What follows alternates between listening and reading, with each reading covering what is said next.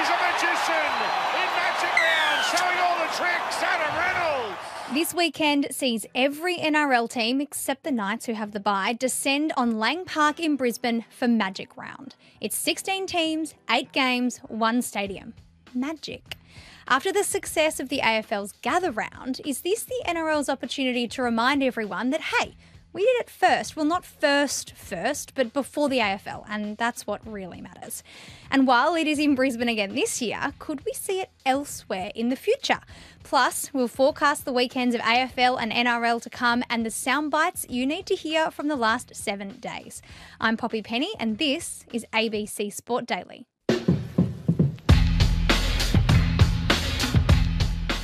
Quentin Hull is a part of the ABC Grandstand team in Brisbane and will be up there for Magic Round. He's done 3 already. Sadly, it missed last year, Quentin. Happy to have you back. You are well placed to talk to us about everything Magic Round.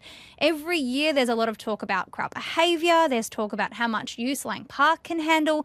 But I don't want to talk about that. I want to talk about magic. What is it about Magic Round that makes it so special? Well, it's the fact that all of the fans get together. Going to the footy is always fantastic, but it can be quite linear when there are 2 clubs each week. There's your mob, then there's the opposition team. So you know who you're cheering for, you know who they're cheering for, and that's the experience.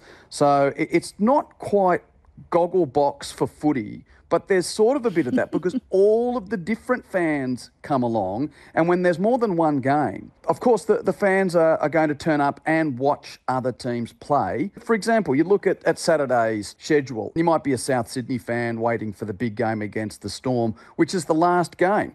But you start with the Warriors and Penrith and think, oh, well, you know, Penrith have won the last 2 comps. The Warriors, what a great job to keep the game alive, spending all this time in Australia during COVID. Let's cheer for them. And then, the Dolphins, the new kids on the block. Let's have a look at them against Cronulla Sutherland. And we'll, how good's Nico Hines? Let's have a look at him. Short side rider goes to Nico Hines. He dummies his way through. He's to the 40. Got the pass. Before you even get to the point where you're cheering for your own team. And that's just an example of what makes Magic Round so good. Tell you what, your passion and your excitement is getting me on board more and more. The AFL is still basking in the glow of Gather Round, which was, of course, a borrowed concept. Is this the NRL's opportunity to return serve a little bit? Remind footy fans that, hey, this was our idea first. Well, the one thing that the AFL Gather Round didn't have is all of the games at the one venue. There's also the time factor involved here. We know that AFL in general is a game which takes around 3 hours, where rugby league's about 2 hours.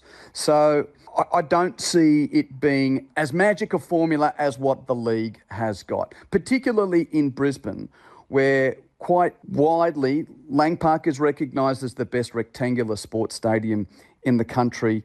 And there's almost this holy trinity of geography which helps it out. It's close to the city with all the accommodation. It's close to Caxton Street for the bars, and it's close to Park Road with the sort of the restaurant coffee scene if you don't want the absolute vibe of Caxton Street. And dare I mention that we're looking at a weekend of sort of mid-20 temperatures during the day, getting down to the sort of mid-teens for the evening. The weather, just as the rest of the country is getting cold, is fantastic here. Now, you touch a lot on Brisbane and the fact that it being in Brisbane and at Lang Park is sort of the hub of Magic Round.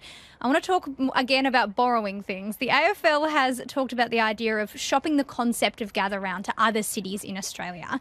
Is this something that the NRL have floated with? Could we see this in, say, Sydney or Melbourne in years to come where, you know, there are sporting grounds in hubs where there are bars and there's accommodation and it's close to the city? Could we see it move?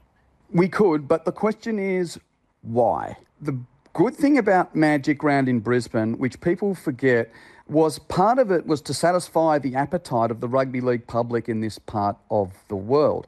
Is that appetite in Sydney unsatisfied? Some would say no. Melbourne gets Origin every now and then. It's a one-off big sporting event type of city for rugby league. I don't know whether 3 days is right. I don't think you think of Adelaide. I don't think you think of Perth for Magic Round. The one legitimate challenger for Magic Round for the good of the game is Eden Park at Auckland. Why? That's where there is a thirst for more rugby league. The question being, would the New Zealand government pay for it? Does the ARLC just want to go for money over fan experience? Auckland's weather, though, nowhere near as good as Brisbane at this time of year. But, I mean, if it is to move, do it for the good of the game. Do it for the fans. And Auckland, in my mind, is the legitimate challenger to Brisbane. Quentin Hull, thank you for your time. Enjoy the weather and enjoy the Magic this weekend. Pleasure, Poppy.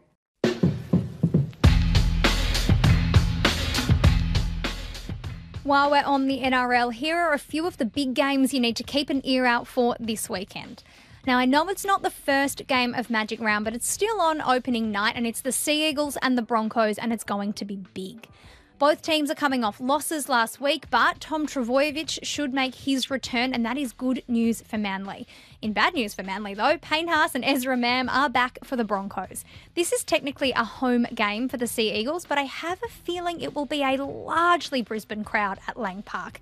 Either way, it's a big day for Maroon. Secondly, on Saturday afternoon, it's the Battle of the Finns, the Sharks and the Dolphins. Incredibly, this match will see Wayne Bennett coach his 900th first grade game. 900! How was that, Wayne? Yeah, not too bad. The Sharks are on a roll, though, winning their last 3, and scoring has been the flavour of the month. Across their last 3 games, Cronulla have scored 99 points. The Dolphins will be looking to bounce back after a Golden Point thriller against the Raiders saw them post the franchise's first loss in Wagga Wagga. Huge. He decides to go for the drop goal. He's kicked it. He's kicked it from 15 metres out, and the Raiders have won. Bennett's Dolphins are expected to be without captain Jesse Bromwich and centre Brenko Lee, so it could be an uphill battle for the Dolphins to deliver Bennett a win in his 900th. But if anyone can get them going, it is Wayne Bennett. Whichever way it goes, though, Fins up. The possible match of the round will take centre stage on Saturday night with the 4th place Storm taking on the 3rd place Rabbitohs. If you're thinking, didn't the Bunnies just lose to the Storm about a month ago? You'd be correct. The Storm were actually the last team to beat the Rabbitohs, and since then, South Sydney have been on a roll, beating the Bulldogs, the Dolphins, the Panthers and the Broncos. That is a good list. With Campbell Graham scoring tries for fun. And it's a hat-trick for Campbell Graham for South Sydney. And Latrell Mitchell in red-hot form, Melbourne will be up against it. They will, however, be fresh after the bye last weekend and have a commanding record over the Bunnies, but they might need some actual magic this weekend to beat the Rabbitohs. You can catch those games and indeed all the rest of the games from Magic Round on the ABC Listen app across the weekend. They will be live and that will be ad-free. Switching to the AFL, and Ben Cameron is part of the ABC Grandstand team in Melbourne. And Ben, we love a rivalry in the AFL, whether it's crosstown rivals or old foes. On Saturday night, the Giants and the Western Bulldogs renew hostilities. Is this the best organic rivalry in the league? I think it is. We call it the Great Western, and there's great elements to it. So you've got this heritage football club of Footscray, blood in boot sort of football club, and then this focus group generated GWS Giants football club. That was the allegation, at least, on the banner of the Western Bulldogs a number of years ago. Then it was organically generated out of the fact that Callum Ward and Ryan Griffin left the Western Bulldogs to join GWS.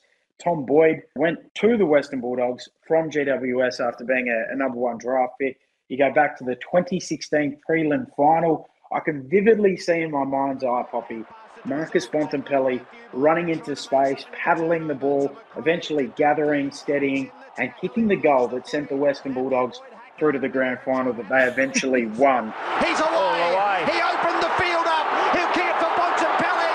He loads after it. It's all his. The Bont. He looks. He steadies. He goes.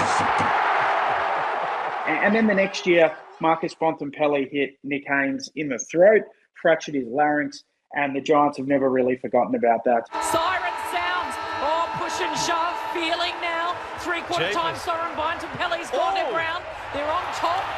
And there's scrimmages and melees everywhere here. Oh, throwing punches in there. Also on Saturday night is Fremantle and Hawthorn. Freo have had a really disappointing start to 2023, given where they finished last year. We always knew the Hawks would have a little bit of pain before that rebuild really started to kick in.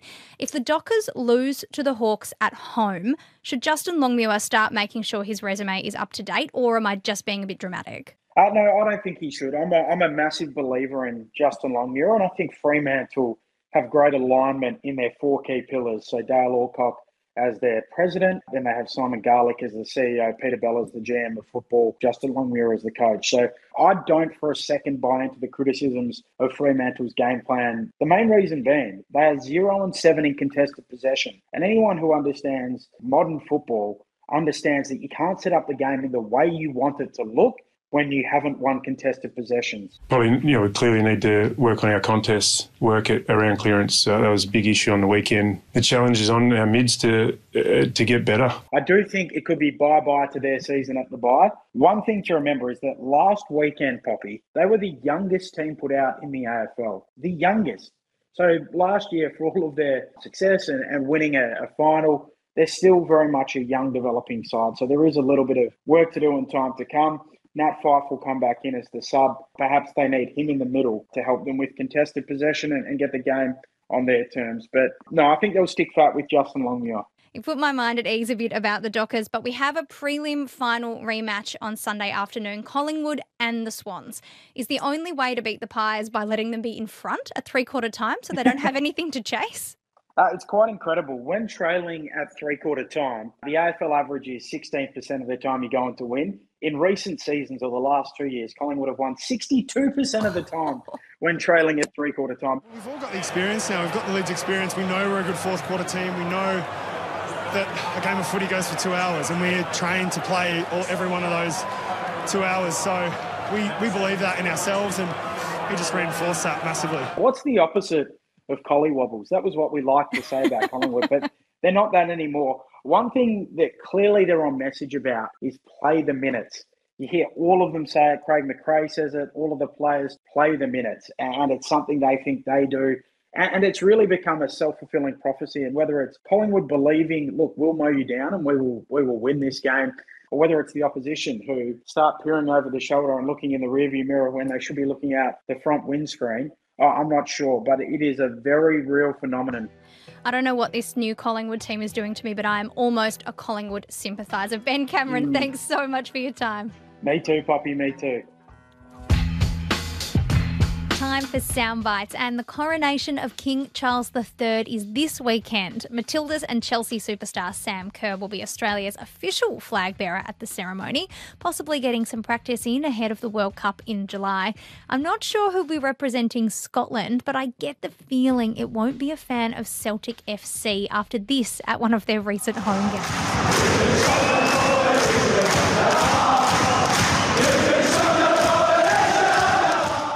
Daniel Ricciardo, Red Bull reserve driver, big smile haver, and apparently huge Anne Hathaway fan. This week, while the rest of his racing team was in Miami getting ready for this weekend's race, he was spotted at the Met Gala in New York alongside some of the world's most famous people. Think Roger Federer, who was one of the hosts, Serena Williams, who revealed she's pregnant with her second child when she took to the red carpet, and Danny Rick, who just fangirled over Anne. I was just more overwhelmed with Anne Hathaway shouting me out. I was like, I was very flattered, which is really cool. Same, Daniel, same. The NFL draft was held last weekend, and for the record, Bryce Young went with pick 1 to the Carolina Panthers. And I usually wouldn't get too into the nitty-gritty of this, but I actually want to talk about pick 79. Josh Downs comes from a family of NFL players with both his dad and his uncle playing in the national comp, and it was predicted he'd get taken in the second round, but he didn't. He had to wait. And while it was a long wait till nearly the end of the third round, it feels like they were pretty stoked when the Indianapolis Colts finally called. Yes, sir. Hey, Chris Ballard here with the Colts, man. We're going to pick you right here, man. Welcome to Indy. Praise God! Hallelujah! I know it's been a long wait, man, but we can't tell you how excited. We feel fortunate to get you, man. Let's go! It really is good gear, just feel-good stuff. This is ABC Sport Daily, produced by Mick Radojkovic. I'm Poppy Penny. Remember, you can catch all those games of AFL and NRL live on the ABC Listen app across the entire weekend. Thanks to Fox Sports, here's Celts on Twitter, GQ Sports and the Indianapolis Colts for the extra audio used in this episode. Hit subscribe for more, or try out the ABC Listen app for thousands of other podcasts, all ad-free.